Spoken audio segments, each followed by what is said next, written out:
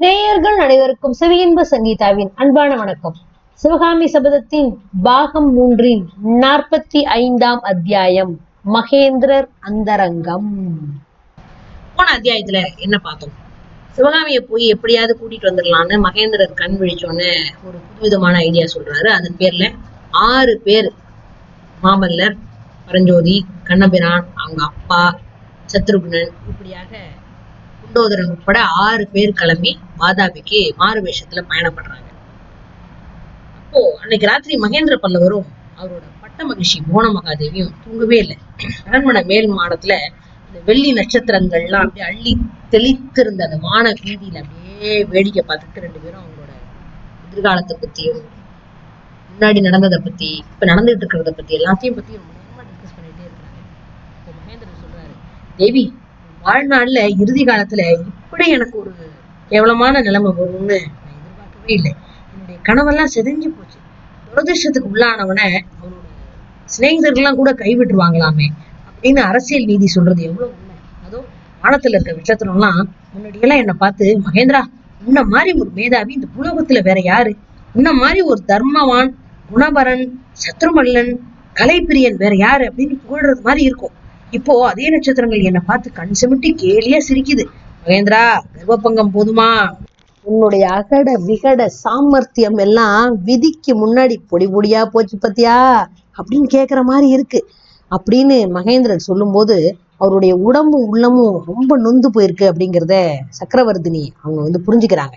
அதனால அவங்க மேலும் அவங்க மனசை புண்படுத்த விரும்பல. அதனால அப்படியே யோசிக்கிறாங்க. கொஞ்ச நேரம் கழிச்சு அவங்களுக்கே அறியாம சில வார்த்தையெல்லாம் வெளியில வருது. பிரபு, நாமா செஞ்சுக்கிற காரியத்துக்கு விதி என்ன செய்யும் அப்படின்னு கேக்குறாங்க. இத கேட்ட மகேந்திரர் ஒரு சோகமா ஒரு சிரிப்பு சிரிக்கிறார். மனிதர்களாகிய நாம் எவ்வளவு சாமர்த்தியமா காரியம் செஞ்சாலும் விதி குறுக்கிட்டு எல்லாத்தையும் கெடுத்துட்டு தான் போகுது. என்னுடைய காரியத்தை கெடுக்கிறதுக்கு விதியானது சிவகாமியோட ரூபத்துல வந்தது அப்படிங்கிறாரு. அந்த ஏழை பெண் மேல ஏன் பழி போடுறீங்க? அவ என்ன செய்வா அப்படின்னு இரக்கமா கேக்குறாங்க அந்த அம்மா. பெண்ணுக்கு பெண் அப்படிங்கிறதுனால பறிஞ்சு பேசுறேன், அது நியாயம்தான். ஆனாலும் ஆயனர் பொண்ணோட காரணமா தான் என்னுடைய உத்தேசம் எல்லாம் பாழா போச்சு. சிவகாமி கிட்ட இருந்து மாமல்லனை பிரிச்சு வைக்க நான் முயற்சி பண்ணேன். அதுக்காக என்னெல்லாமோ சூழ்ச்சிகளும் தந்திரங்களும் செஞ்சேன். நான் செஞ்ச அத்தனை சூழ்ச்சிகளும் தந்திரங்களும் ஒன்னும் பயன்படாம போச்சு. விதிதான் கடைசியில ஜெயிச்சுது. விதிங்கிறது உங்களோட நோக்கத்தை தானே நிறைவேற்றி வச்சது. அந்த பெண் கிட்ட இருந்து மாமல்லனை பிரிக்கிறதுக்கு நீங்க எத்தனையோ ஏற்பாடு செஞ்சீங்க. விதி உங்களுக்கு ஒத்தாசை பண்ணி அவளை வாதாபிக்கே கொண்டு போயிடுச்சு. அப்படி இருக்க அவளை தேடி அழைச்சிட்டு வர்றதுக்கு நீங்க ஏன் பிரயத்தனம் பண்ணணும்? உங்களோட காரியம் எனக்கு விளங்கலையே அப்படின்னு போன மகாதேவி உண்மையா ஒரு திகைப்பா போய் கேக்குறாங்க. அதைத்தான் அப்பவே சொன்னனே, பழமையான பல்லவ குலத்துல பிறந்ததுக்கு தண்டனை இதுன்னு. சிவகாமியை திரும்பி கொண்டு வராட்டி பல்லவ குலத்துக்கு என்னென்னைக்கும் மாறாத அவமானம் ஏற்பட்டுடும். புலிகேசி காஞ்சி பல்லவனை முறியடிச்சுட்டு ஊர் திரும்பினதா பெருமை அடிச்சுக்குவான். சிவகாமி வாதாபியில இருக்கும் பட்சத்தில் புலிகேசியோட அந்த ஜம்பத்தையே உலகம் நம்புற மாதிரி ஆயிடும். சிவகாமியோட புகழ் ஏற்கனவே இலங்கை வரைக்கும் பரவி இருக்கு. மாமல்லபுரத்து சிற்பங்களையும் சிவகாமியோட நடனத்தையும் பார்த்துட்டு போகணும்னு நானே ஹர்ஷவர்தனருக்கு ஓலை அனுப்பியிருந்தேன். அப்படிப்பட்ட சிவகாமி வாதாபியில சிறைப்பட்டிருக்கா அப்படின்னு தெரிஞ்சா உலகம் என்ன நினைக்கும்? பல்லவ குலத்துக்கு அதை காட்டிலும் வேற என்ன பெரிய இழிவு வேணும் அப்படின்னு மகேந்திரர் சொல்றாரு. சுவாமி, நீங்க தலையில அணிகிற கிரீடத்தை சில சமயம் நானே கையில எடுத்து பார்த்திருக்கேன்.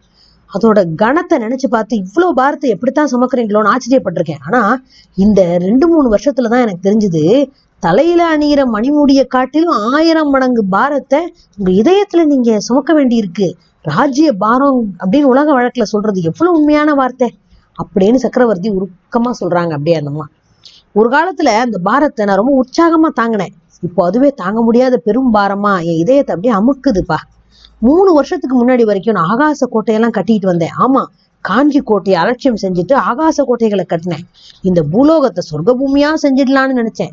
என்னுடைய மூதாதையர்களை எல்லாம் மனசுக்குள்ள திட்டுனேன். வீணா சண்டை போட்டு பூசல்கள்லயும் ரத்த களரிகளிலையும் அவங்க காலத்தை கழிச்சுட்டாங்களேன்னு வருத்தப்பட்டேன். மாமல்லபுரத்துல எல்லா சமயங்களுக்கும் அழியாத கற்கோயில் கட்ட தொடங்கினேன். கோயில்கள் கட்டி முடிஞ்சோன்னே ஹர்ஷனையும் புலிகேசியையும் அழைச்சு அதெல்லாம் காட்டணும்னு நினைச்சுக்கிட்டு இருந்தேன். இந்த ஆகாச கோட்டையெல்லாம் அந்த சளுக்க அரக்கன் அப்படியே பொடி பொடி ஆக்கிட்டு போயிட்டான். அவன் தொண்டை மண்டலத்து கிராமங்கள்ல வச்ச தீ சீக்கிரத்துல அணைய போறது இல்ல. பல்லவர் படை வாதாபிக்கு போய் புலிகேசிய முறியடிச்சாலே ஒழிய பல்லவ குலத்துக்கு நேர்ந்த அவமானம் தீரப்போறதே இல்லை. இது என் காலத்துல நிறைவேறலன்னா மாமல்லனோட காலத்திலேயாவது நிறைவேறி ஆகணும். பிரபு, என் வீர மகன் நிச்சயமா உங்க மனோரதத்தை நிறைவேற்றுவான், பல்லவ குலத்துக்கு நேர்ந்த பழிய துடைப்பான் அப்படின்னு புவன மகாதேவி பெருமிதமா சொல்றாங்க. இப்போ இவ்வளோ உருக்கமா இவ்வளோ மனமுருகி மகேந்திரர் பேசுறாருன்னா மகேந்திரரோட மனசுல எவ்வளோ ஆழமான காயம் பட்டிருக்கணும். அதை கேட்கும் போதே நம்ம மனசும் காயம் படுற மாதிரி நமக்கு ஒரு வருத்தம் வருது இல்லையா? என்ன செய்யலாம்? மேற்கொண்டு தொடர்ந்து என்ன நடக்க போகுது சிவகாமியின் சபதத்துல அப்படின்னு பரபரப்பா தெரிஞ்சுக்கிறதுக்கு எல்லாரும் ஆவலா காத்துட்டு இருக்கீங்கல்ல? தொடர்ந்து கேளுங்க. பாட்பீன் ஆப்ல இன்னும் கொஞ்ச நாளைக்கு தான் வரும். அதுக்கப்புறம் யூடியூப்ல சப்ஸ்கிரைப் பண்ணிக்கோங்க. ஆங்கர் எஃப்எம்ல வரும், ஸ்பாட்டிஃபைல வரும். கூகுள்ல போய் செவி இன்பம்னு போட்டிங்கன்னா என்னோட செவி இன்பம் எதுலெல்லாம் வருதோ அதுலெல்லாம் நீங்க கேட்டுக்கலாம். பாட்பீன் ஆப் வச்சிருக்கிறவங்க இன்னும் கொஞ்சம் நாளைக்கு தான் பாட்பீன் ஆப்ல வருங்கிறத தெரிவிச்சுக்கிறேன். யூடியூபுக்கு தயவு செய்து சப்ஸ்கிரைப் பண்ணுங்க. சப்ஸ்கிரைப் உங்களுக்கு நோட்டிஃபிகேஷன் வரணும்னா அதுல இருக்கிற நோட்டிஃபிகேஷன் பெல்ல அமைக்கிக்கோங்க. அப்பதான் உங்களுக்கு நோட்டிஃபிகேஷன் வரும். நண்பர்களுக்கும் யூடியூப் லிங்கை ஷேர் பண்ணுங்க. இன்னும் நிறைய வளர்றதுக்கு உதவி பண்ணுங்க. நன்றி.